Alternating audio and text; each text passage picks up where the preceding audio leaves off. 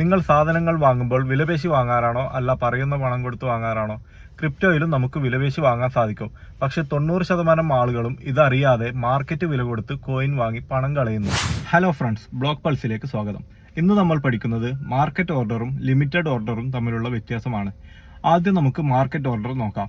നിങ്ങൾ എക്സ്ചേഞ്ചിൽ കയറി മാർക്കറ്റ് എന്ന ഓപ്ഷനിൽ ക്ലിക്ക് ചെയ്ത് ബൈ അടിച്ചാൽ ആ നിമിഷം അവിടെ എന്ത് വിലയാണോ ആ വിലക്ക് നിങ്ങൾക്ക് കോയിൻ കിട്ടും.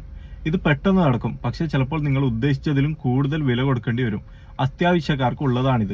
രണ്ടാമത്തേതാണ് ബുദ്ധിപരമായ രീതി, ലിമിറ്റ് ഓർഡർ.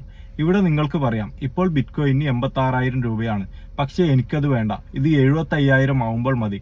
അങ്ങനെ നിങ്ങൾ 75,000-ന് ലിമിറ്റ് ഓർഡർ പ്ലേസ് ചെയ്താൽ അത് എപ്പോഴാണോ 75,000-ൽ എത്തുന്നത് അപ്പോൾ അത് ഓട്ടോമാറ്റിക്കായി വാങ്ങി വെക്കും.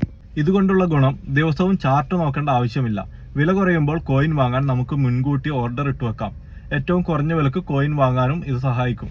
അടുത്ത തവണ നിങ്ങൾ കോയിൻ വാങ്ങുമ്പോൾ ലിമിറ്റ് ഓർഡർ ഉപയോഗിച്ച് നോക്കൂ.